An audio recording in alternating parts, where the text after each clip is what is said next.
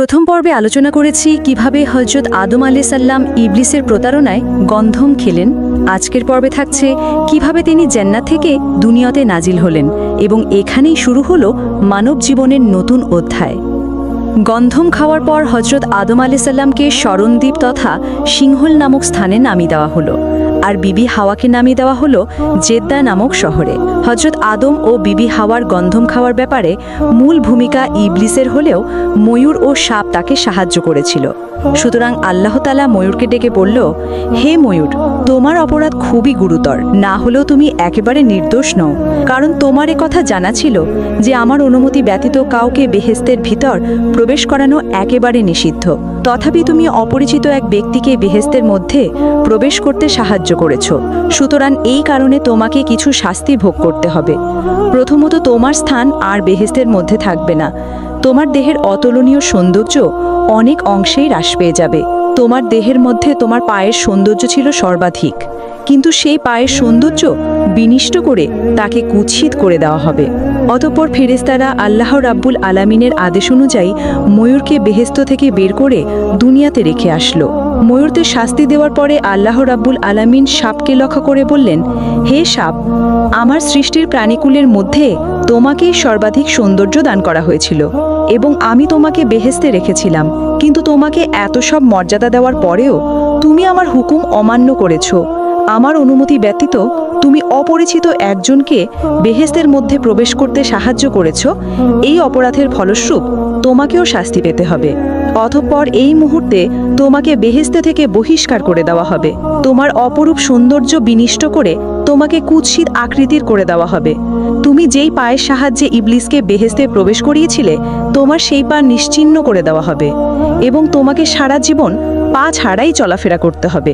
যেই মুখের ভেতরে করে তুমি ইবলিসকে বেহেশতে প্রবেশ করিয়েছিলে, তোমার সেই মুখে সুগন্ধের বদলে তীব্র বিষ ঢেলে দেওয়া হবে। মানব সমাজ তোমাকে দেখা মাত্রই হত্যা করার চেষ্টা করবে। অতঃপর আল্লাহ রাব্বুল আলামিনের আদেশক্রমে ফেরেশতাগণ সাপকেও বেহেশত থেকে বহিষ্কার করে দুনিয়াতে রেখে আসলো। বেহেশত থেকে বের হয়ে হযরত আদম আলাইহিস সালাম মরুভূমির শরণদ্বীপে ও বিবি হাওয়া আলাইহিস সালাম জেদ্দা নামক স্থানে পতিত হয়ে চারিদিকে অন্ধকার দেখতে লাগলেন। জনমানবহীন এমন এক অপরিচিত পৃথিবীতে এইভাবে সহসা পতিত হয়ে তারা অকুল ধুরিয়ায় ভাসতে লাগলেন। এত বড় প্রশস্ত দুনিয়াতে কে কোথায় রয়েছে তার ঠিকানা তাদের জানা ছিল না। সুতরাং বহু দূরবর্তী স্থানে বসে কেঁদে কেঁদে তারা বুক ভাসাতে লাগলেন। হযরত আদম আলাইহিস সালাম শরণদ্বীপে বসে কান্না করছিলেন। অপরদিকে জেদ্দায় পৌঁছে বিবি হাওয়া আলাইহিস সালাম একইভাবে ক্রন্দন করছিলেন। কোনো কোনো রেওয়ায়েতে পাওয়া যায় হযরত আদম ও বিবি হাওয়া আলাইহিস সালাম এরূপ একাধারে ৩০০ বছর কান্না করেছিলেন। এমন অবস্থায় প্রায় ৩০০ বছর অতিবাহিত হলো। এরপর আল্লাহ রাব্বুল আলামিন তার দুঃখ জর্জরিত এই বান্দাদের দিকে মনোনিবেশ করলেন এবং তিনি হযরত জিব্রাইল আলাইহিস সালামকে নির্দেশ দিলেন, হে জিব্রাইল, তুমি আমার বান্দা আদমের কাছে গিয়ে বলো সে যেন মক্কাতে হজ করার জন্য যায়। আল্লাহর আদেশ পেয়ে হযরত আদম আলাইহিস সালাম সঙ্গে সঙ্গে মক্কার দিকে রওনা হলেন। মুফাসসিরগণ বলেছিলেন, যখন আদম আলাইহিস সালাম শরণদ্বীপ থেকে মক্কার দিকে রওনা হয়েছিলেন, আল্লাহ রাব্বুল আলামিন তখন শরণদ্বীপ হতে মক্কা শরীফ এত নিকটবর্তী করে দিয়েছিলেন যে মাত্র ৩০ বার কদম ফেলে হযরত আদম আলাইহিস সালাম মক্কা শরীফে পৌঁছে গেলেন। মক্কা শরীফে গিয়ে হযরত আদম আলাইহিস সালাম জবালে রহমত নামক স্থানে গিয়ে বসে পড়লেন। এরপর তিনি মানসিক ও শারীরিক ক্লান্তিতে একেবারে দুর্বল হয়ে পড়েছিলেন। এরপর সেখানে বসে হযরত আদম আলাইহিস সালামের চোখের অশ্রু ফেলে আল্লাহ রাব্বুল আলামিনের কাছে প্রার্থনা করতে লাগলেন, হে মাবুদ, আপনি আমাদের ও আমাদের স্ত্রীর গুনাহ মোচন করে দিন। আমি জানি না হাওয়া এখন কোথায় ও কি রূপে রয়েছে। সম্ভবত তারও জানা নেই আমি কোথায় ও কি রূপে আছি। হে মাবুদ, আপনি আমাদের উভয়ের প্রতি করুণা বর্ষণ করুন। আমাদের ভুল ক্ষমা করে দিয়ে পুনরায় আমাদের মিলন ঘটিয়ে দিন। হযরত আদম আলাইহিস সালামের এই প্রার্থনা কিছুটা ফলদায়ক হলো। তিনি ঊর্ধ্ব আকাশের দিকে দৃষ্টিপাত করে মোনাজাত করছিলেন। আল্লাহর অশেষ কৃপায় সহসা তার মাননীয় নেত্রের পর্দা উপসারিত হয়ে গেল। হযরত আদম আলাইহিস সালামের চোখের সামনে আল্লাহ রাব্বুল আলামিনের আরশে মোয়াল্লা ভেসে উঠল। তিনি দেখলেন আরশের গায়ে লেখা আছে, লা ইলাহা ইল্লাল্লাহু মুহাম্মাদুর রাসূলুল্লাহ। এই কালিমা দেখে তার দীর্ঘদিন পুরনো একটা স্মৃতির কথা মনে পড়ে গেল।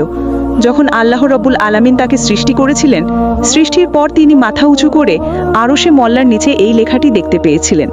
এরপর হযরত আদম আলাইহিস সালাম আল্লাহ তাআলার দরবারে 2 হাত তুলে এমনিভাবে মিনতি করতে লাগলেন, হে আমাদের প্রতিপালক, আপনি আপনার হাবিব মুহাম্মদ সাল্লাল্লাহু আলাইহি ওয়াসাল্লামের উসিলায় আমাদের গুনাহ মাফ করে দিন। যখন হযরত আদম আলাইহিস সালাম রাসূলুল্লাহ সাল্লাল্লাহু আলাইহি ওয়াসাল্লামের উসিলা দিয়ে দোয়া করলেন, তখন আল্লাহ রব্বুল আলামিনের দয়াসাগরে জোশ মেরে উঠল। সঙ্গে সঙ্গে তিনি আদম আলাইহিস সালামের প্রার্থনা কবুল করে তার ও তার স্ত্রীর গুনাহ মাফ করে দিলেন।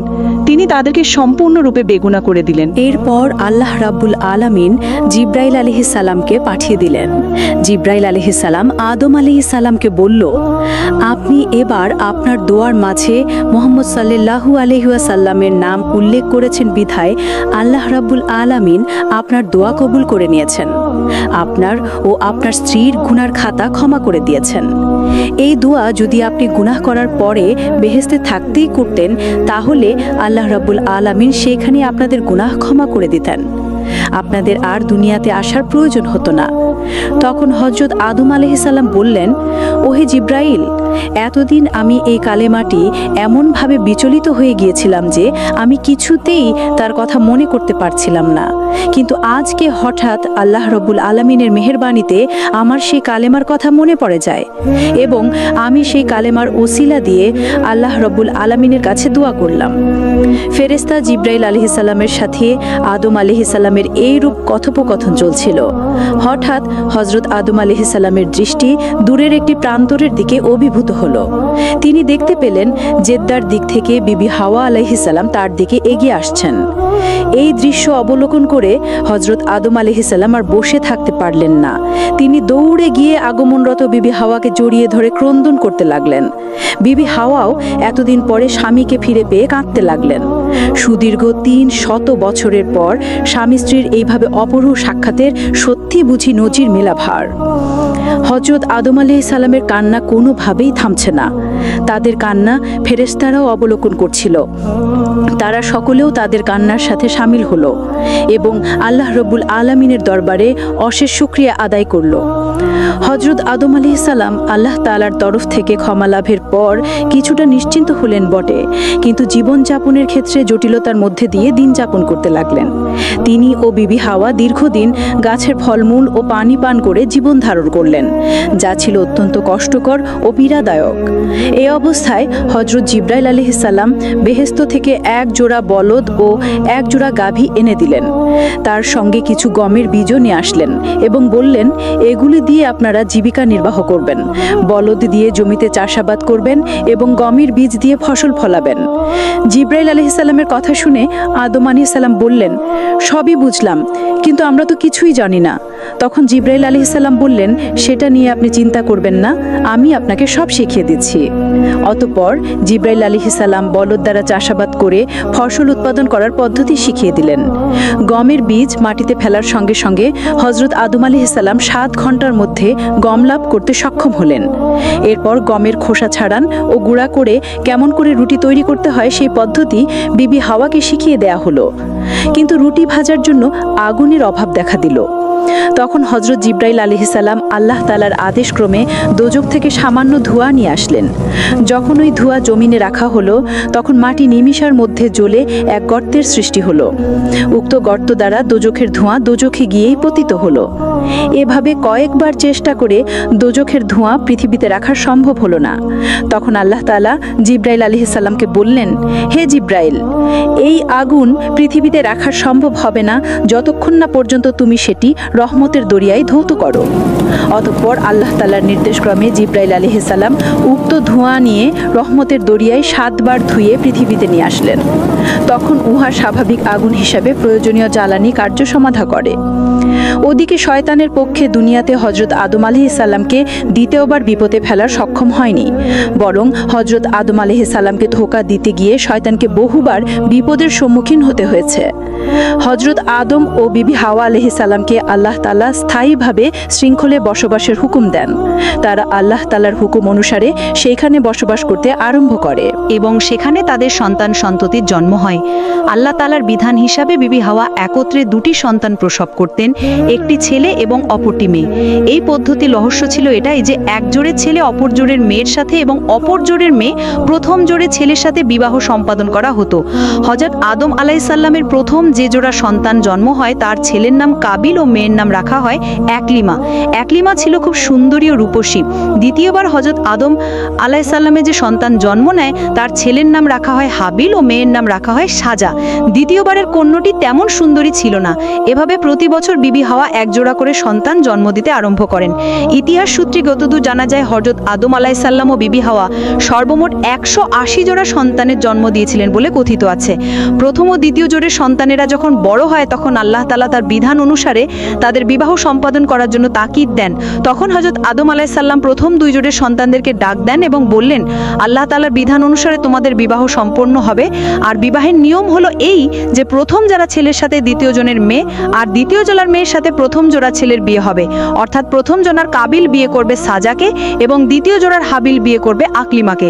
আদম আলাইহিসসালামের এইরূপ কথা শুনে কাবিল আপত্তি করে বলল, আমার বোন আকলিমাকে আমি বিবাহ করব। তখন হযরত আদম আলাইহিসসালাম বললেন, এটি আল্লাহ তাআলার বিধান নয়, কারণ সহোদর ভাই বোন কখনো বিয়ে করতে পারবে না, তাই তুমি তোমার বোন আকলিমাকে বিয়ে করতে পারবে না। কাবিল বলল, এটি আল্লাহর বিধান নয়, তার প্রমাণ কি? আমি কোনো মতে সাজাকে বিয়ে করতে পারবো না। ফলে সে অনেক জোড়াজোড়ি করতে লাগলো। এমত অবস্থায় পিতা হযরত আদম আলাইহিসসালাম একটি মীমাংসা করলেন। তিনি বললেন, তোমরা দুজনে আল্লাহর নামে কোরবানি দাও। যার কোরবানি আল্লাহ তাআলা কবুল করবেন তার ইচ্ছাই জয়ী হবে। সেই সময় কার কোরবানি কবুল হলো কার কোরবানি কবুল হলো না তা কি রূপে বোঝা যায়? তখনকার কোরবানি এখনকার কোরবানির মতো ছিল না। সেই সময় কোনো জিনিস কোরবানি দিলে আকাশ থেকে আগুন এসে কোরবানি পড়িয়ে দিত। কোরবানির বস্তুকে ভূমি থেকে ওপরে কোনো স্থানে উপস্থাপন করা হতো। আকাশ থেকে আগুন এসে যদি কোনো জিনিসকে পড়িয়ে দিত তাহলে বোঝা যেত আল্লাহর দরবারে এই কোরবানি কবুল হয়েছে। পিতা আদম আলাইহিসসালামের মীমাংসা অনুযায়ী তারা দুজনে কোরবানির বস্তু উপস্থাপন করলো আল্লাহ রাব্বুল আলামিনের কাছে। হাবিল একটি সুন্দর ও মোটা তাজা দুম্বা উৎসর্গ করলো আর কাবিল তার কিছু সবজি ও শস্য উৎসর্গ করলো।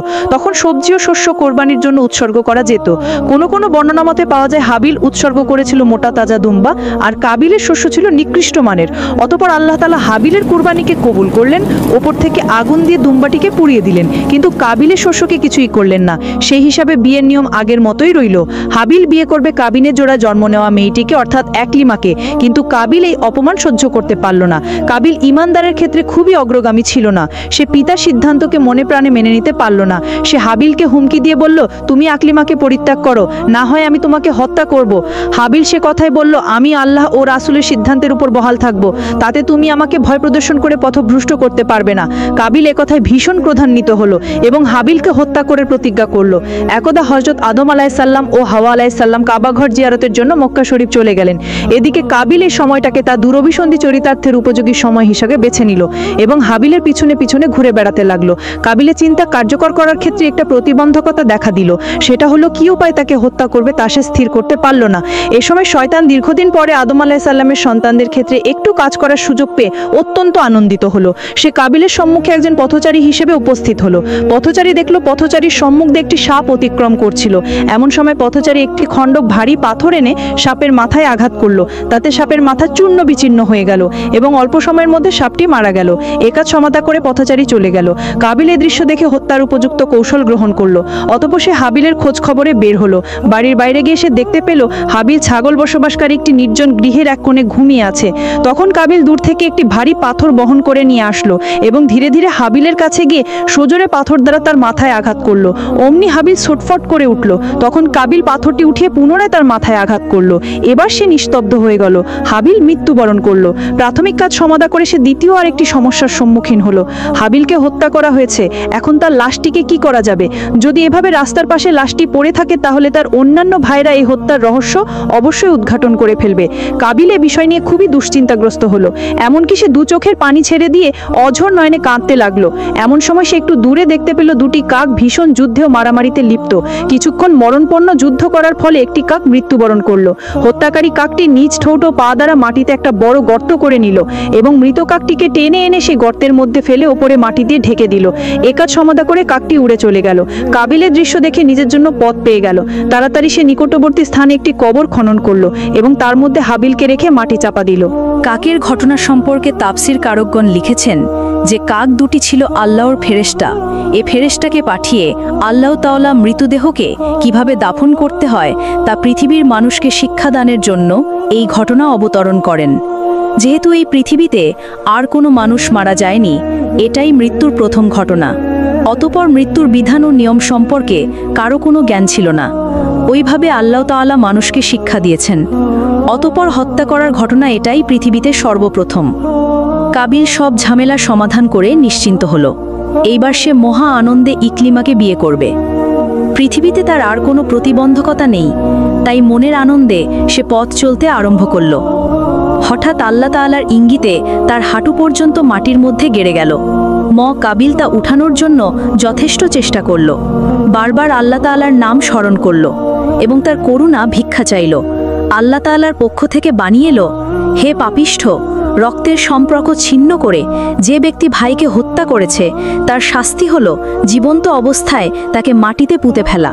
তাই তোমার অন্তিম সময় এসে গেছে, কোনো ক্রমে তোমার রেহাই নেই। তখন কাবিল অনুনয়ের স্বরে বলল, হে পরওয়ারদিগার, বেহেশতে শয়তান আপনার নিষেধ অমান্য করে হযরত আদম আলাইহিস সালামকে নিষিদ্ধ গাছের ফল ভক্ষণ করিয়েছিল, তার উপর তো এত বড় শাস্তি অবতীর্ণ হয়নি। এছাড়া হযরত আদম ও বিবি হাওয়া আলাইহিস সালাম সরাসরি আপনার আদেশ লঙ্ঘন করল, তাদেরকেও এত বড় শাস্তি প্রদান করেননি, সেখানে আমার উপর এত বড় শাস্তি চাপানো কি অন্যায় নয়? তখন তাকে জবাব দেয়া হলো, তারা কেউ রক্তের বন্ধনের ভাইকে হত্যা করেনি। তোর অপরাধের তুলনায় তাদের অপরাধ শতভাগের 1 ভাগ। এরপরে কাবিলের কোমর পর্যন্ত মাটি গ্রাস করে নিল। সে বলল, আমার পাপ কার্যের ধরন সর্বনিকৃষ্ট, অতএব আমাকে আল্লাহ তাআলা চরম শাস্তি দিবেন। তাই সে চিৎকার দিয়ে আল্লাহ তাআলার দরবারে ফরিয়াদ করল, হে মহান প্রভু, আপনি আমার পিতা হযরত আদম আলাইহিস সালামকে যে কলেমার উসিলায় ক্ষমা করেছিলেন, আমি সে কলেমা পাঠ করছি, লা ইলাহা ইল্লাল্লাহু মুহাম্মাদুর রাসূলুল্লাহ। এখন এ কলেমার বরকতে আমাকে ক্ষমা করুন। এরপরে কাবিলকে ছেড়ে দেওয়ার জন্য আল্লাহ তাআলা মাটিকে হুকুম দিলেন। অমনি মাটি তাকে ছেড়ে দিল। এবার কাবিল নিজকে পাপমুক্ত মনে করল, তাই সে ইকলিমাকে ধর্ষণ করতে অগ্রসর হলো। তখন আল্লাহ তাআলা কাবিলকে ফেরেশতা দ্বারা এক নির্জন এলাকায় নির্বাসন দিলেন। সেখানে তাকে এক মহাশাস্তির মধ্যে রেখে দিলেন। জনৈক ফেরেশতাকে নিয়োগ করে দিলেন যে এক কঠিন পাথর দ্বারা তার মাথা চূর্ণ বিচূর্ণ করে দিবে। ক্ষণকাল পরে মাথা ঠিক হবে, আবার পাথর দ্বারা চূর্ণ বিচূর্ণ করে দিবে। আল্লাহ তাআলা এভাবে কিয়ামত পর্যন্ত তাকে শাস্তি প্রদানের হুকুম দিয়েছেন। কাবিল পাথরের প্রতি আঘাতের যন্ত্রণায় আকাশবিদারী চিৎকার দিয়ে উঠে এবং জ্ঞান হারিয়ে ফেলে। পুনরায় যখন তার হুঁশ আসে তখন তাকে দ্বিতীয়বার আঘাত করা হয়। এদিকে হযরত আদম আলাইহিস সালাম হজ সমাধা করে দেশে এসে হাবিলকে দেখতে পেলেন না। তখন আদম ও হাওয়া উভয়ের মন খুব অস্থির হয়ে উঠল, কারণ হাবিল ছিল পিতামাতার অত্যন্ত প্রিয়। হাবিল যেমন ছিল ন্যায়পরায়ণ, সৎ, সাহসী, তেমনি ধর্মানুরাগী ও পিতামাতার প্রতি শ্রদ্ধাশীল। তাই পিতামাতা তাকে না পেয়ে খুবই অস্থির হয়ে গেলেন। এক্ষেত্রে কাবিলের কথা তারা ভুলেও স্মরণ করলেন না, কারণ তার চরিত্র ছিল খারাপ, ধর্মকর্মের বালাই তার মধ্যে অদৌ ছিল না। এজন্য পিতামাতা কখনোই তাকে সহ্য করত না, সর্বদা তার থেকে দূরে থাকা নিরাপদ মনে করতেন। হযরত আদম আলাইহিস সালাম ও হাওয়া পুত্রশোকে পাগলপ্রায় হয়ে পৃথিবীর বিভিন্ন স্থানে অনুসন্ধান আরম্ভ করলেন। একদা জিব্রাইল আলাইহিস সালাম তাদের কান্না দেখে আর সহ্য করতে পারল না। তখন হযরত আদম ও হাওয়ার নিকটবর্তী হয়ে বললেন, আপনার প্রাণপ্রিয় সন্তান হাবিলকে আপনার কুপুত্র কাবিল হত্যা করেছে এবং তাকে বিনা জানাজায় অমুক স্থানে দাফন করেছে। তখন হযরত আদম আলাইহিস সালাম হাবিলের কবর দেখার জন্য আবেদন জানালো। জিব্রাইল আলাইহিস সালাম তখন হযরত আদম ও হাওয়াকে নিয়ে হাবিলের কবরের কাছে পৌঁছে বললেন, এটাই হাবিলের কবর। হযরত আদম ও হাওয়া প্রথমে তার জানাজা পড়লেন, তারপরে কবরের পাশে বসে দীর্ঘ সময় কাঁদলেন। সর্বশেষে পুত্রবিচ্ছেদ যন্ত্রণা সহ্য করতে না পেরে কবর খুঁড়ে হাবিলকে বের করলেন এবং একটি বাক্সে ভরে নিজ বাসস্থানে নিয়ে আসলেন। বাক্সটি নিজেদের ঘরে রেখে দিলেন। দৈনিক ৮-১০ বার বাক্স খুলে হাবিলের চেহারা দেখতেন। একদা জিব্রাইল আলাইহিস সালাম এসে হযরত আদম আলাইহিস সালামকে বললেন, মৃত্যু লাশ এভাবে রাখা আল্লাহর তাআলার বিধান নয়, অতএব আল্লাহ তাআলার সন্তুষ্টির জন্য এ লাশকে কবরে দাফন করুন। হযরত আদম আলাইহিস সালাম অন্যান্য সন্তানদেরকে নিয়ে আরেকবার জানাজা পড়ে নিজ ঘরের মধ্যে একপাশে হাবিলের লাশ দাফন করলেন। হযরত আদম আলাইহিস সালামের তৃতীয়বারের পুত্র সন্তানের নাম ছিল হযরত শীশ আলাইহিস সালাম। তিনি ছিলেন আদম সন্তানের মধ্যে সবচেয়ে নেককার ব্যক্তি। তিনি নবুয়তি লাভ করেছিলেন। হাবিলের পারে হযরত শীশ ছিলেন পিতামাতার নিকট অধিক প্রিয়। তিনি আদম আলাইহিস সালামের বৃদ্ধ বয়সে সর্বদা তার নিকটে খেদমতে মশগুল থাকতেন। একদা বৃদ্ধ বয়সে হযরত আদম আলাইহিস সালাম সকল সন্তানকে তার জন্য ফলমূল নিয়ে আসতে হুকুম দিলেন। সন্তানেরা পিতার হুকুমের পরিপ্রেক্ষিতে ফলমূল আনতে চলে গেল, কিন্তু শীশ আলাইহিস সালাম সেখানেই থেকে গেলেন। তখন হযরত আদম আলাইহিস সালাম বললেন, আশিস, তুমি কোন ফল আনতে গেলে না কেন? তখন শীশ আলাইহিস সালাম বললেন, আব্বাজন, আপনি বেহেশতের মধ্যে অত্যন্ত সুস্বাদু ফলের স্বাদ গ্রহণ করেছেন। এখন এই পৃথিবীর স্বাদবিহীন ফল আপনার সম্মুখে পেশ করতে আমার লজ্জা হচ্ছে, তাই আমি ফল আনতে যাইনি। আপনি যদি বেহেশতি ফল খেতে আশা করেন এবং আল্লাহ তাআলার নিকট আরজ পেশ করেন, তবে নিশ্চয়ই আল্লাহ তাআলা আপনার জন্য বেহেশতি ফল প্রেরণ করবেন। হযরত আদম আলাইহিস সালাম শীশের কথা শুনে বললেন, প্রিয় বৎস, আমি আল্লাহ তাআলার নিকট গন্ধম খেয়ে অপরাধ করেছি, তাতে দ্বিতীয়বার কোনো খাবারের জন্য কিছু আবেদন করতে আমার ভীষণ লজ্জা হয়। তার চেয়ে বরং তুমি নিষ্পাপ ছেলে আল্লাহর দরবারে প্রার্থনা করো। তখন হযরত শীশ আলাইহিস সালাম আল্লাহ তাআলার দরবারে কিছু ফল ফুলের জন্য প্রার্থনা করলেন। আল্লাহ তাআলা হযরত শীশ আলাইহিস সালামের আবেদনের পরিপ্রেক্ষিতে অনেকগুলো ঝুরি ফল বোঝাই করে একজন হুরকে দিয়ে হযরত শীশের নিকট পাঠিয়ে দিলেন। হুর হযরত শীশের নিকট এসে বললেন, আল্লাহ তাআলা আমাকে সহ সব ফলমূল আপনার জন্য প্রেরণ করেছেন। তখন হযরত শীশ আলাইহিস সালাম সবকিছু নিয়ে পিতার সম্মুখে হাজির হলেন। হযরত আদম আলাইহিস সালাম বেহেশতি ফল খেলেন। সর্বশেষে শীশ আলাইহিস সালামের সঙ্গে বেহেশতি হুরের বিবাহ করে দিলেন। অতঃপর হুরকে বললেন, মা, তুমি এখন বেহেশতে চলে যাও, যেহেতু পৃথিবীতে তোমার উপযোগী পরিবেশ নেই। তোমার সাথে একদিন বেহেশতেই শীশের মিলন হবে, পৃথিবীতে নয়। তখন হুর সালাম দিয়ে বিদায় গ্রহণ করলেন। হযরত আদম আলাইহিস সালাম প্রায় 1200 বছর জীবিত ছিলেন। এর মধ্যে তার 350 সন্তান জন্মগ্রহণ করে। সন্তানদের অধিকাংশকে তিনি নিজের পার্থিব পারলৌকিক তালিম দান করেন। তার সন্তানদের মধ্যে কাবিল ছাড়া সকলেই ঈমানদার ছিলেন। হযরত আদম আলাইহিস সালাম জীবনের শেষ দিকে মোটামুটি আরামায়েশে কাটিয়েছেন। তিনি নিজে নবী হওয়া সত্ত্বেও হযরত মুহাম্মদ সাল্লাল্লাহু আলাইহি ওয়াসাল্লামের উম্মতের অন্তর্ভুক্তির ভাগ্য লাভ করেন। তিনি অল্পদিন রোগ ভোগের পরে ইহলোক ত্যাগ করেন। তাকে সিংহলের এক সুরম্য স্থানে দাফন করা হয়। মানুষ পৃথিবীর বিভিন্ন দেশ থেকে তার মাজার জিয়ারতের লক্ষ্যে সিংহল যাত্রা করে থাকেন। আজ পর্যন্ত তার মাজার জিয়ারতের কার্য অব্যাহত রয়েছে। প্রিয় বন্ধুরা, কেমন লাগলো আজকের এই ভিডিওটি? ভালো লাগলে সাবস্ক্রাইব করে পাশে থাকুন পরবর্তী ভিডিওটি সবার আগে পাওয়ার জন্য। আজকের মধ্যে এখানে বিদায় নিলাম। আল্লাহ হাফেজ। আসসালামু আলাইকুম ওয়া রাহমাতুল্লাহি ওয়া বারাকাতুহু।